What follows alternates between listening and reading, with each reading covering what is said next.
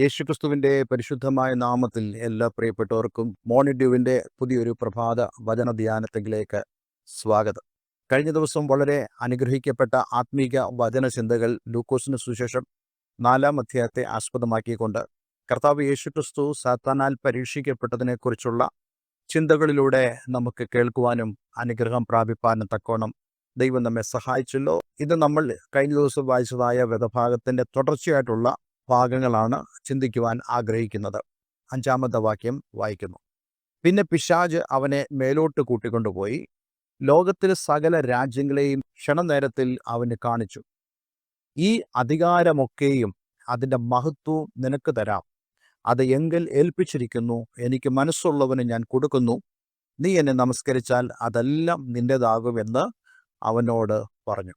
നമ്മളിപ്പോൾ വായിച്ചതായ വാക്യങ്ങൾ 5, 6, 7 വാക്യങ്ങളാണ്. കഴിഞ്ഞ ദിവസം 5-ാമത്തെ വാക്യത്തിൽ നിന്നും ഞാൻ നിങ്ങളോട് സംസാരിച്ചിരുന്നു.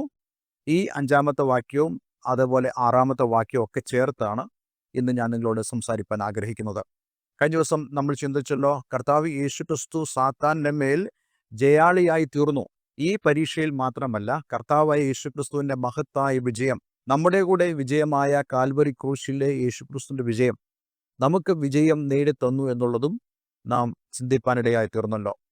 ഇന്ന് നമ്മൾ പരിശോധിക്കുന്നത് പിശാച് 6, 7 വാക്യങ്ങളിൽ പറയുന്നതായ കാര്യങ്ങളെക്കുറിച്ചാണ്. പിശാച് യേശുവിനോട് പറയുന്നു, ഈ അധികാരമൊക്കെയും അതിൻ്റെ മഹത്വവും നിനക്ക് തരാം. അപ്പോൾ ഈ ലോകരാജ്യങ്ങളെ മുഴുവൻ കാണിച്ചുകൊണ്ട് അതിൻ്റെ പ്രൗഢിയും അന്തസ്സും ഒക്കെ കാണിച്ചിട്ട് അതിൻ്റെ അധികാരവും മഹത്വവും സാത്താൻ ചൂണ്ടിക്കാണിച്ചു പറയുകയാണ്. വാസ്തവത്തിൽ പിതാവായ ദൈവം കർത്താവ് യേശുക്രിസ്തുവിനെ ഈ ഭൂമിയിലേക്ക് അയച്ചത് എന്തിനു വേണ്ടിയാണ്? പരമമായ ലക്ഷ്യം എന്ന് പറയുന്നത് ഈ ലോകത്തിൻ്റെ പ്രഭുവായ സാത്താനെ കീഴടക്കി ദൈവരാജ്യം ഈ ഭൂമിയിൽ സ്ഥാപിക്കുവാനാണ്. അതാണ് കർത്താവ് യേശുക്രിസ്തുവിൻ്റെ പ്രസംഗം തന്നെ ദൈവരാജ്യത്തെക്കുറിച്ചുള്ള പ്രസംഗമായിരുന്നു. യേശുക്രിസ്തുവിൻ്റെ ലക്ഷ്യം എന്താണ് എന്നതിനെക്കുറിച്ച് പിശാചിന് വ്യക്തമായൊരു ബോധ്യമുണ്ട്. നമ്മുടെ ലക്ഷ്യം എന്താണെന്ന് പിശാച് തിരിച്ചറിയുമ്പോഴാണ് ആ ലക്ഷ്യത്തിൽ നിന്നും നമ്മെ പിന്തിരിപ്പിക്കുവാൻ പിശാച് ശ്രമിക്കുന്നത്. നമ്മുടെ ലക്ഷ്യം ദൈവീകമാണെങ്കിൽ പിശാചുമായി ബന്ധമില്ലാത്തതായ, പ്രത്യേകിച്ച് അവനെ എതിർക്കുന്ന ഒരു ലക്ഷ്യമാണ് നമ്മുടെ ജീവിതത്തിൽ എങ്കിൽ തീർച്ചയായിട്ടും പിശാച് നമ്മളോട് യുദ്ധം ചെയ്യുവാൻ ഇടയായി തീരും. പലർക്കും പിശാചുമായി യുദ്ധം ചെയ്യുവാൻ ആഗ്രഹമില്ല. കാരണം അവർക്ക് ആർക്കും തന്നെ ഈ പോരാട്ടത്തിൽ നിൽക്കുവാൻ യാതൊരു താല്പര്യവുമില്ല. എന്നാൽ ദൈവത്തിൻ്റെ വചനം വളരെ വ്യക്തമായി പറയുന്നു, ക്രിസ്തുവേശുവിൽ ഭക്തിയോട് ജീവിക്കുവാൻ ആഗ്രഹിക്കുന്ന, അതായത് ഈ ഭക്തി എന്ന് പറയുന്നത് ഈ ലോകത്തോട് കോംപ്രമൈസ് ചെയ്യുന്നതോ പിശാചിനോട് കോംപ്രമൈസ് ചെയ്യുന്നതോ ഒരു അവധാനതയിലുള്ള ഒരു ജീവിതം നയിക്കുന്നതോ അല്ല. ഭക്തി എന്ന് പറയുന്നത് ദൈവവചനത്തിൻ്റെ മൂല്യങ്ങളെ മനസ്സിലാക്കി ദൈവവചന പ്രകാരം നിത്യതയ്ക്ക് വേണ്ടി ഒരുക്കപ്പെടുന്ന ഒരുവിൻ്റെ ജീവിതമാണ് ഭക്തിയുള്ള ജീവിതം എന്ന് പറയുന്നത്. അങ്ങനെ ഭക്തിയോട് ജീവിക്കുന്ന ഏതൊരു വ്യക്തിക്കും പിശാചിൻ്റെ ഉപദ്രവം ഗ്യാരണ്ടീഡ് ആണെന്നാണ് വിശുദ്ധ വേദപുസ്തകം നമ്മോട് പറയുന്നത്. അപ്പോൾ കർത്താവ് യേശുക്രിസ്തുവിൻ്റെ ആ ലക്ഷ്യത്തെ തകർക്കുക എന്നുള്ള ഉദ്ദേശം എന്ന് മാത്രമല്ല, യേശു ഈ ലക്ഷ്യത്തെങ്കിലേക്ക് പോകുന്നത് ദൈവവചനത്തിൻ്റെ അടിസ്ഥാനത്തിലാണ്. നമുക്കറിയാം, യെശയ്യാ പ്രവാചകനാകട്ടെ മറ്റു പ്രവാചകന്മാരാകട്ടെ കർത്താവ് യേശുക്രിസ്തുവിനെ കുറിച്ച് മാത്രമല്ല, യേശു സ്ഥാപിക്കാൻ പോകുന്ന പുതിയ നിയമത്തെക്കുറിച്ചും അവർ പ്രവചിച്ചിരുന്നു. അപ്പോൾ യേശുക്രിസ്തുവിൻ്റെ ശുശ്രൂഷ, അതുപോലെ സഭയുടെ സ്ഥാപനം, മുന്നോട്ടുള്ള ലോകത്തിൻ്റെ ഭാവി, ഇതെല്ലാം തന്നെ ദൈവത്തിൻ്റെ വചനം വളരെ വ്യക്തമായി പറയുന്നതുകൊണ്ട് വചനത്തിന് നിവൃത്തിയാകുവാനാണ് കർത്താവ് യേശുക്രിസ്തുവിനെ പിതാവ് ദൈവം ഈ ലോകത്തിലേക്ക് അയച്ചത്. ലക്ഷ്യം പ്രാധാന്യം ആകുന്നതോടൊപ്പം തന്നെ നമ്മൾ മനസ്സിലാക്കേണ്ട കാര്യമുണ്ട്, ഈ ലക്ഷ്യത്തിലേക്ക് നമ്മൾ ചെല്ലുന്നതിന് ഒരു വഴിയുണ്ട്, ഒരു മാർഗമുണ്ട്. അത് ദൈവത്തിൻ്റെ വചനത്തിൽ വളരെ വ്യക്തമായി പറയുന്നു.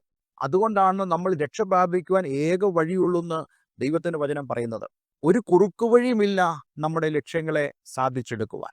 വാസ്തവത്തിൽ ഇവിടെ ഈ പിശാച് ശ്രമിക്കുന്നത് യേശുക്രിസ്തുവിനെ ഈ സകല ലോകരാജ്യങ്ങളെയും കാണിച്ചിട്ട് അതിൻ്റെ പ്രതാപവും അതിൻ്റെ മഹത്വവും അധികാരവും എല്ലാം നന്നായിട്ട് ബോധ്യപ്പെടുത്തിയിട്ട് അവൻ പറയുന്നു, നീ എന്നെ നമസ്കരിച്ചാൽ അതെല്ലാം നിൻ്റേതാകും. കാരണം ഇതെങ്കിൽ ഏൽപ്പിച്ചിരിക്കുന്നു, എനിക്ക് മനസ്സുള്ളവന് ഞാൻ കൊടുക്കുന്നു. അപ്പോൾ ഇവിടെ പറയുന്നതായ ഈ ലോകത്തിൻ്റെ അധികാരം, മഹത്വം എന്നുള്ളത് ആരാധനയും അംഗീകരണത്തെക്കാളും ചെറുതാണ് എന്നുള്ളതാണ് ഇവിടെ പിശാച് വെളിപ്പെടുത്തുന്നത്. പിശാചിൻ്റെ പരിശ്രമങ്ങളെക്കുറിച്ച് നമുക്ക് ഉൽപ്പത്തി പുസ്തകം മുതൽ വായിക്കാൻ കഴിയുന്നുണ്ട്. പ്രവാചക പുസ്തകങ്ങളിൽ നമുക്ക് കാണുവാൻ കഴിയുന്നുണ്ട്. അരുണോദയ പുത്രനായ ശുക്ര എന്ന് വിളിച്ചിട്ട് ലൂസിഫറിനെ കുറിച്ച് പറയുന്നു. ഇത് ലൂസിഫർ എന്ന ദൈവദൂതനായിരുന്നു എന്നുള്ളതും നമുക്ക് മനസ്സിലാക്കാൻ കഴിയുന്നുണ്ട്. അവൻ എന്താ ശ്രമിച്ചത്? അത്യുന്നതനായ ദൈവത്തിന്റെ സിംഹാസനത്തിന്റെ മുകളിൽ തന്റെ സിംഹാസനം വയ്ക്കുവാൻ ആഗ്രഹിച്ചു. അതായത് ആരാധനയും മഹത്വവും അംഗീകരണവുമാണ് പിശാചിന്റെ ഏറ്റവും വലിയ ലക്ഷ്യം. അത് ഈ ലോകരാജ്യങ്ങളെക്കാളും ലോകത്തിന്റെ പ്രതാപത്തെക്കാളും ഈ ലോകത്തിന്റെ മഹത്വത്തെക്കാളും വലുതാണ് ആരാധനയും അംഗീകാരവും എന്ന് പറയുന്നത്. വാസ്തവത്തിൽ യേശുവിനോട് പിശാച് ചോദിക്കുന്നത് മറ്റൊന്നുമല്ല, ആരാധനയും അംഗീകരണത്തെക്കാളും അധികമായി വേറെ ഒന്നുമില്ല. അതുകൊണ്ട് വേണമെങ്കിൽ ഞാൻ ഈ ലോകരാജ്യങ്ങളും അതിൻ്റെ അധികാരങ്ങളും അതിൻ്റെ മഹത്വം എല്ലാം നിനക്ക് തരാം, പക്ഷേ നീ എന്നെ ഒന്ന് നമസ്കരിച്ചാൽ മതി. ഒരു കാര്യം ഞാൻ നിങ്ങളോട് പറയട്ടെ, ഈ ലോകത്തിൽ എത്രത്തോളം പ്രതാപങ്ങളും അതിൻ്റെ മഹത്വങ്ങളും ഉണ്ടെങ്കിലും ദൈവരാജ്യവും ദൈവരാജ്യത്തിൻ്റെ രാജാവായിരിക്കുന്ന ദൈവത്തിന് കൊടുക്കുന്നതായ ആരാധനയെക്കാളും അംഗീകരണത്തെക്കാളും മറ്റൊന്നും വേറെ ഇല്ല എന്നുള്ളത് നമ്മൾ മനസ്സിലാക്കണം. അപ്പോൾ അങ്ങനെയാണെങ്കിൽ വളരെ പ്രധാനപ്പെട്ട ഒരു കാര്യം പിശാച് യേശുവിനോട് പറയുന്നു. ഞാൻ ആഗ്രഹിക്കുന്നത്, അതായത് പിശാച് ആഗ്രഹിക്കുന്നത് ആരാധനയാണ്, മഹത്വമാണ്. ദൈവത്തെക്കാൾ അവൻ ഉന്നതനാകണം. ഇന്ന് മനുഷ്യരോടും പിശാച് പറയുന്നത് അവനെ ആരാധിക്കണമെന്നുള്ളതാണ്. ഇവിടെ പിശാച് പറയുന്നത് എന്താ? നീ ആരാധിച്ചാൽ ഇതൊക്കെ ഞാൻ നിനക്ക് തരാം.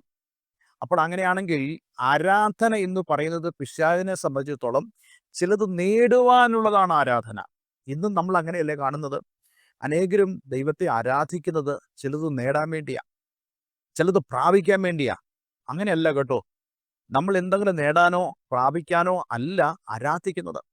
ഇന്നാ പിടിച്ചു എന്ന് പറഞ്ഞ് ആളുകളിലെ പിശാച് ഇന്ന് വഞ്ചിച്ചുകൊണ്ടിരിക്കുന്ന ഒരു കാലമാണ്.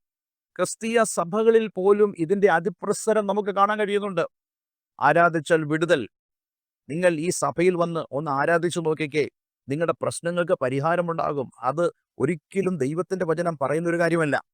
ദൈവത്തിൻ്റെ വചനം പറയുന്നത് നമുക്ക് വിടുതൽ കിട്ടാൻ വേണ്ടിയല്ല നാം ആരാധിക്കുന്നത്, മറിച്ച് ദൈവത്തിൻ്റെ മഹത്വം കണ്ടുകൊണ്ട്, അവൻ യോഗ്യനാണെന്ന് കണ്ടുകൊണ്ട് നാം അവന് കൊടുക്കുന്നതായ ബഹുമാനവും സ്തുതിയും സ്തോത്രവുമാണ് ഈ ആരാധന എന്ന് പറയുന്നത്. ദൈവം അനുവദിച്ചാൽ അടുത്ത ദിവസം നമ്മൾ ആരാധനയെക്കുറിച്ചുള്ള കൂടുതൽ കാര്യങ്ങൾ ചിന്തിക്കുന്നതാണ്. പക്ഷെ ഇന്ന് ഈ വചനം കേൾക്കുമ്പോൾ ഒരു കാര്യം നാം മനസ്സിലാക്കിക്കോണം. ആരാധിപ്പാൻ യോഗ്യനായ ഒരുവൻ മാത്രമേ ഇന്ന് ഈ ലോകത്തുള്ളൂ. അത് നമ്മുടെ കർത്താവായ യേശു ക്രിസ്തുവാണ്. നമ്മളുടെ ആരാധന കേവലം നമ്മളുടെ ഭൗതിക ആവശ്യങ്ങൾക്ക് വേണ്ടിയാണെങ്കിൽ നമ്മുടെ ആ ഭൗതിക ആവശ്യങ്ങളായിരിക്കും നമ്മുടെ ദൈവം എന്ന് പറയുന്നത്. ഒരിക്കലും നമ്മൾ നമ്മുടെ ഭൗതിക കാര്യങ്ങൾക്ക് വേണ്ടി ഈ ലോകത്തെ സ്നേഹിച്ചുകൊണ്ട് നാം ദൈവത്തെ ആരാധിക്കരുതേ.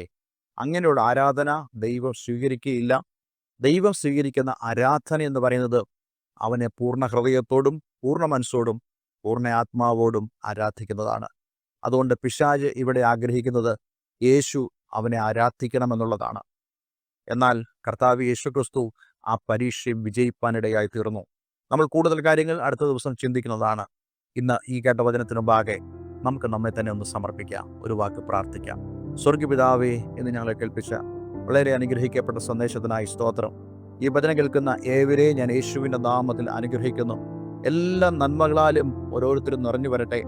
കർത്താവേ, പിശാച് പലപ്പോഴും ഞങ്ങളുടെ ആരാധനയെ അവങ്കലേക്കാക്കുവാൻ ശ്രമിക്കുമ്പോൾ ദൈവമേ, നിന്നിലേക്ക് തന്നെ ഞങ്ങൾ ആരാധന കേന്ദ്രീകരിക്കുവാൻ, അങ്ങേക്ക് മുഴുവൻ മഹത്വം അർപ്പിക്കുവാൻ, ആത്മാവിലും സത്യത്തിലും ഞങ്ങൾ അങ്ങേ ആരാധിപ്പാൻ തക്കോണം ഞങ്ങളെ സഹായിക്കണമെന്ന് പ്രാർത്ഥിക്കുന്നു. പ്രാർത്ഥന കേട്ടതിന് നന്ദി. യേശു ക്രിസ്തുവിൻ നാമത്തിൽ തന്നെ. ആമേൻ, ആമേൻ. അടുത്ത ദിവസത്തിലെ വചന ശുശ്രൂഷ തീർച്ചയായിട്ടും നിങ്ങൾക്ക് വളരെ അനുഗ്രഹപ്രദമായി തീരും. നിങ്ങൾ അതിനുവേണ്ടി കാത്തിരിക്കുക. ഈ ശുശ്രൂഷ അനുഭവിക്കുന്ന എല്ലാവർക്കും എൻ്റെ സ്നേഹവചനങ്ങൾ അറിയിക്കുന്നു. എല്ലാവർക്കും നല്ലൊരു പ്രഭാതം, നല്ലൊരു ദിവസം ആശംസിക്കുന്നു. God bless you all.